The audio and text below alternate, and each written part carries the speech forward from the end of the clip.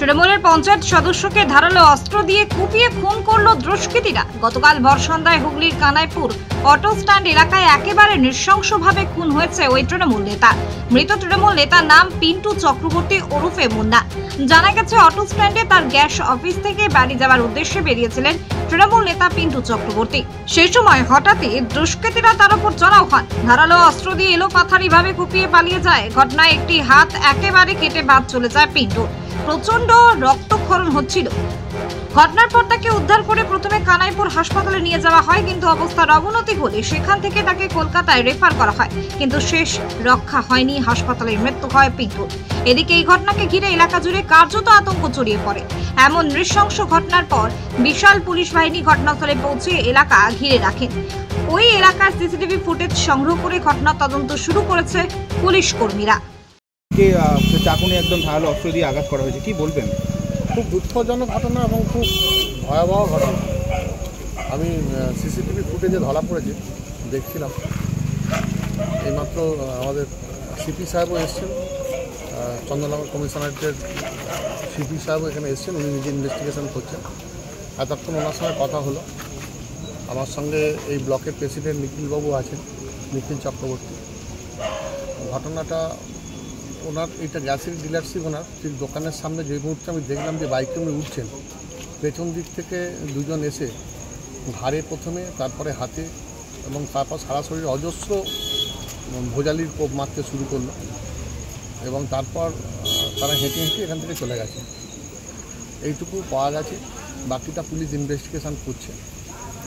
একটা কথা শুধু বলবো যে ও পঞ্চায়েতের পূর্ত দপ্তরের সঞ্চালক ছিল এবং নিজে এইখানকার ব্যবসায়ী সমিতির প্রেসিডেন্ট, নিজে একজন গ্যাসের ডিলার, স্থানীয় এই যে হাই স্কুল আছে সেই হাই স্কুলের পরিচালন সমিতির সভাপতি ছিল এবং অত্যন্ত জনপ্রিয় ছেলে ছিল এবং সবাইকে খুব ভালোবাসত এবং সেই জন্যই নিশ্চিতভাবে এত একটি জনপ্রিয় ছেলে যে একাধারে পঞ্চায়েতের সদস্য, পূর্তের সঞ্চালক, বাজারে সুপ্রতিষ্ঠিত ব্যবসায়ী, একজন ব্যবসায়ী সমিতির কর্ণধার এবং স্থানীয় হাই স্কুলের পরিচালন কমিটির সভাপতি।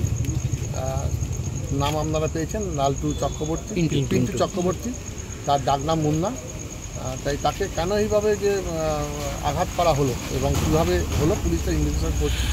আপনার তো এখানেই কাছেই প্রতিবন্ধী স্কুল, একদম এই ভোর সন্ধ্যায় এরকম একটা ঘটনা, কি বলবেন? খুবই দুঃখজনক ঘটনা।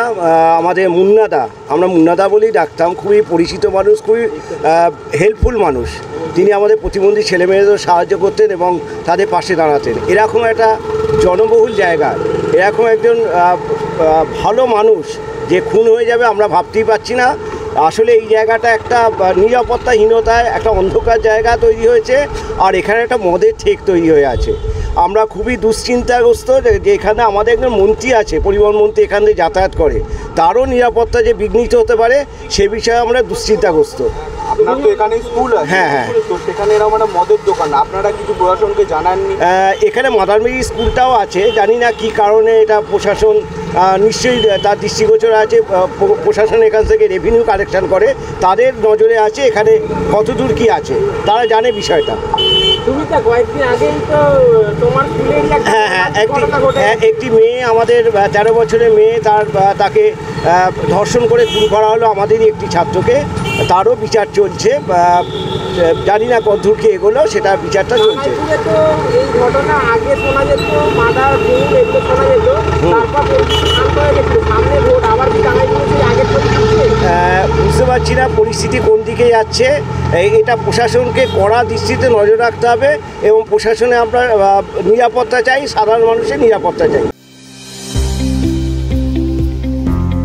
আপনার স্নেহের সন্তানের শিক্ষা নিয়ে কি আপনি চিন্তিত রয়েছেন? কোন স্কুলে ভর্তি করাবেন তাকে তা ঠিক করতে পারছেন না? তাহলে আর দেরি কেন? আজই আসুন সারদা বিদ্যাপীঠে। আইসিএসসি, আইএসসি সিলেবাস অনুসারে আন্তর্জাতিক মানের সম্পূর্ণ ইংলিশ মিডিয়াম স্কুল হলো Sarada Vidyapith. Smart class, play zone, play house, পর্যাপ্ত কম্পিউটার, পরিশ্রুত পানীয় জল, সিসি ক্যামেরা, সুবিশাল campus, library, convent educated teaching staff ছাড়াও একাধিক সুযোগ সুবিধা রয়েছে সারদা বিদ্যাপীঠে। প্লে গ্রুপ থেকে দ্বাদশ শ্রেণী পর্যন্ত পাঠ্যক্রম রয়েছে এই প্রতিষ্ঠানে। ঠিকানা বসন্তপুর, আরামবাগ, হুগলি। বিস্তারিত জানতে যোগাযোগ করুন 7063851550 অথবা যোগাযোগ করুন 6295202439 এই নম্বরে।